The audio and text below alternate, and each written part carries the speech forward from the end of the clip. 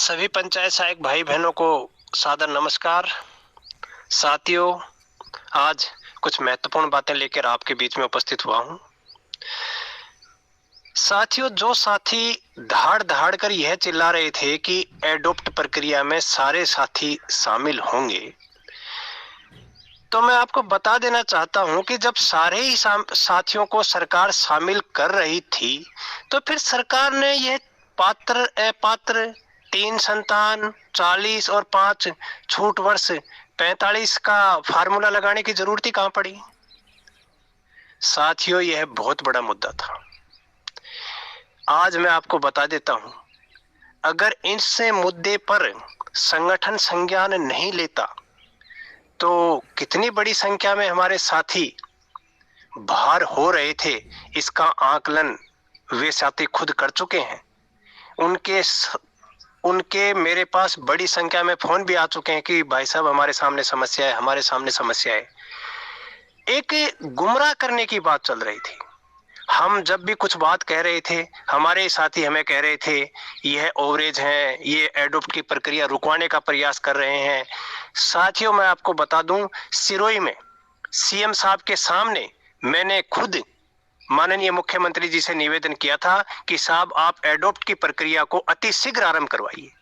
और माननीय विधायक संयम जी से मैंने उस समय कहा था कि भाई साहब, हमारी ये एडॉप्ट की प्रक्रिया कब तक आरंभ हो जाएगी। तो उन्होंने उस दिन मुझे यह बताया था कि 20 तारीख के आसपास आपकी एडॉप्ट की प्रक्रिया शुरू होगी।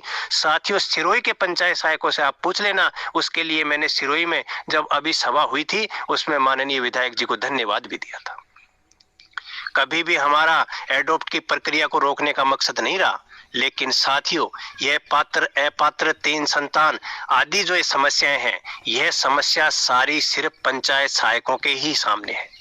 क्यों? क्योंकि पैरा टीचर शिक्षा कर्मी, कई साथी कहते हैं पैरा टीचर शिक्षा कर्मी तो 45, 55, 50, 52, 58 के हो गए, लेकिन जिस समय वह लगे थे उस समय वो एज में थी। सिर्फ पंचायत सहायक ही ऐसे संविदा कर्मी हैं जो बड़ी संख्या में जब पंचायत सहायक बने थे उस समय भी एज में नहीं थे, और वह साथी घर जाने की कगार पर पहुंच गए थे, और उनको घर पहुंचाने का ठेका भी हमारे कुछ साथियों ने ले लिया था। लेकिन संगठन ने मजबूती से उनकी बात रखी, और उसके सकारात्मक परिणाम भी उन साथियों को जरूर मिलेंगे, क्योंकि मैं पुराना इतिहास किसी भी हालत में दोहराना नहीं चाहता था।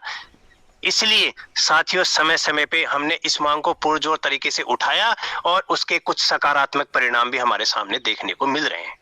साथियों, माननीय शमशेर भालू खान जी, जो संविदा कर्मियों का आंदोलन लड़ रहे हैं, अभी जयपुर में 24 तारीख को उनकी रैली थी, मैं वहां पे पहुंचा। मैंने उनसे निवेदन भी किया कि भाई साहब, उम्र संतान संबंधी जो समस्या है वह काफी बड़ी संख्या में समस्या है, इसका भी कुछ ना कुछ समाधान जरूर होना चाहिए। हम हमारे हिसाब से तो कर ही रहे हैं, आप भी इसको अपनी मांग में शामिल करवाइए। एक जो मानदेय है उसको हमें पे स्केल में शामिल करवाना है, क्योंकि हमारी मांग नियमितीकरण की थी, मानदेय की नहीं थी।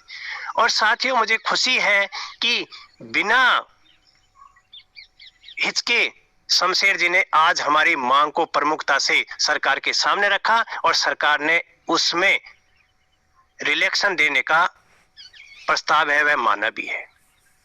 मुझे कुछ साथी फोन कर रहे हैं कि अगर आपको जाना था तो आप सब पूरे संगठन को आह्वान करके जाते। साथियों, मैं आपको बता देना चाहता हूं कि पिछले कुछ दिनों से संगठन में एक ऐसे साथी सक्रिय हो गए हैं जो मुझे खुद को और मेरे साथियों को विलेन साबित करने में लग गए हैं। वो मुझे ही अयोग्य बताने लग गए हैं। देखो कमाल की बात। साथियों, मैं आपको बता दूं, जिस समय मैं लगा था 41 साल और कुछ महीने का था, बिल्कुल सही बात है, क्योंकि पंचायत सहायक जिस समय बने थे उस समय 41 साल और कुछ महीने का मैं था। लेकिन उस समय मुझे 40 और 5 45 साल की जो एससी और एसटी को छूट मिलती है वह छूट थी। 45 साल तक तो मुझे उस समय कोई समस्या ही नहीं थी। और यह मैं आपको दावे के साथ बता रहा हूं कि सरकार जो संविदा कर्मी जिस समय लगा था उनको छूट हर हालत में दे रही थी, मुझे भी पता था। लेकिन साथियों, जो बड़ी संख्या में साथी लगे थे उस समय भी ओवरेज थे। अगर उनका भी हमारे कुछ प्रयासों से भला हो जाता है तो इसमें बुराई की कोई बात नहीं है। उन्होंने भी आखिर हमारा 15 साल साथ दिया है। ग्रुपों में कई साथी बुड्ढे बुड्ढे चिल्लाते हैं, मुझे बड़ी शर्म आती है। अरे बुड्ढे हमारे घर में हमारे माता पिता भी हैं, बुड्ढों का सम्मान करना सीखिए। अगर वह आदमी, चलो सरकार उनको नियमित ना करे, लेकिन कम से कम एडॉप्ट की प्रक्रिया में डाल दे, तो भाइयों आपको क्या नुकसान है। संगठन का यह दायित्व होता है कि वह सबको साथ लेके चले, और यही साथियों मैंने किया है।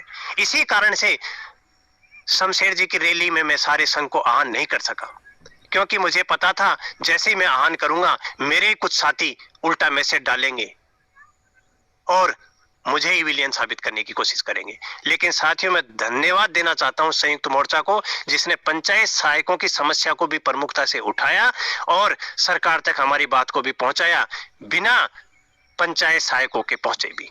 मैं उनके पास गया। मेरा उद्देश्य उनके पास मंच पर जाकर नेतागिरी करना नहीं था और मंच पर जाकर लंबे चौड़े भाषण देना नहीं था। मेरा उद्देश्य सिर्फ इतना था कि मेरे भाइयों की समस्या को भी संयुक्त मोर्चा अपने अधिकार मांग पत्र में शामिल करे, ताकि मेरे भाई बहनों की जो समस्या है उसका भी समाधान हो। और मुझे खुशी है और मैं धन्यवाद देना चाहता हूं संयुक्त मोर्चा का, जिसने बिना हमारे गए भी सिर्फ मैं और मेरे कुछ साथी पहुंचे, फिर भी हमारी मांग को अपने मांग पत्र में रखा और सरकार के सामने प्रमुखता से रखा। साथियों मैं आपको बता दूं कि एज फैक्टर की समस्या सबसे ज्यादा ग्राम पंचायत सहायकों के सामने ही है। अगर किसी भाई के कोई गलतफहमी दिमाग में है तो वह निकाल देना कि सभी का एडॉप्ट हो रहा है। जो चिल्ला रहे थे ना धाड़ धाड़ कर कि सभी का एडॉप्ट हो रहा है, सभी का एडॉप्टेशन हो रहा है, उनको मैं बता देना चाहता हूं, अगर सरकार सभी का एडॉप्टेशन करती तो यह संविदा कर्मी पागल नहीं है। आज सभी भाई कह रहे हैं कि सरकार बजट में नियमितीकरण करेगी, अनुभव को जोड़ा जाएगा बाद में, लेकिन वर्तमान में जो आदेश निकले हैं उनमें आपका अनुभव शून्य है। और अगर अनुभव शून्य होगा और मानदेय की जगह अगर हमें पे ग्रेड नहीं मिली तो भविष्य में सरकार क्या करेगी, सरकार आएगी कि नहीं आएगी, कि भविष्य में क्या होगा, इसको किसने देखा है। कई मेरे साथी कह रहे हैं कि हमारा बहुत बड़ा संगठन है, हम अकेले अपने दम पर लड़ेंगे। तो मैं उन साथियों को कह देना चाहता हूं कि जब 14 तारीख को शहीद स्मारक में शाम को जेल भरो आंदोलन कर रहे थे तो मात्र 77 आदमी बचे थे। बड़ा होने से बड़ा नहीं होता है, बड़ा होने के लिए संख्या को दिखाना भी पड़ता है।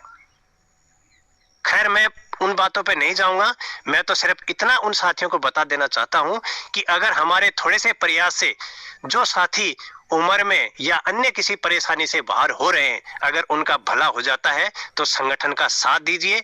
मैं सभी साथियों को विश्वास दिला के चलता हूं कि संगठन हर पंचायत सहायक को संविदा सेवा रूल्स में जरूर डलवाएगा। नियमितीकरण की प्रक्रिया के लिए हमें लड़ाई लड़नी पड़ेगी और वह किस तरह लड़नी पड़ेगी इसके ऊपर सभी भाई मनन जरूर कर लें। जब इतने संविदा कर्मी एक साथ इकट्ठे हो गए हैं और सरकार उनकी नहीं सुन रही है तो फिर हम अकेले उसी मांग को लेकर लड़ेंगे तो हमारी कितनी सुनवाई होगी यह भी जरूर चिंता कर लें। साथियों मैं नहीं चाहता हूं कि हमारा संगठन हर किसी के साथ चला जाए, लेकिन साथियों मैं यह भी नहीं चाहता हूं कि आपके अधिकार छीनते रहें और हम चुपचाप बैठे देखते रहें।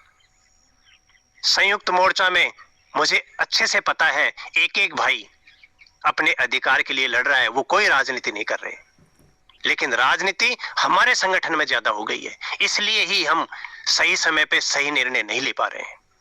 साथियों समय रहते हमें अब भी चेतना चाहिए और मैं तो यूं कह रहा हूं कि अपने अधिकार के लिए हमें सभी के साथ मिलकर संघर्ष करना चाहिए, तभी हमारी जीत होगी, इसमें कोई दो राय नहीं है।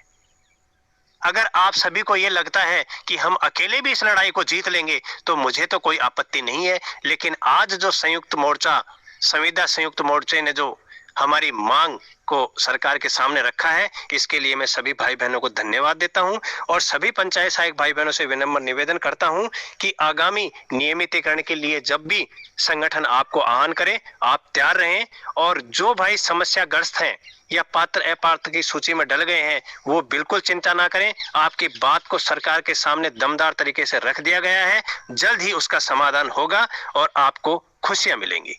जय हिंद, जय संगठन। प्रवीण जसरापुर, प्रदेशाध्यक्ष, राजस्थान विद्यार्थी मित्र पंचायत सहायक संघ।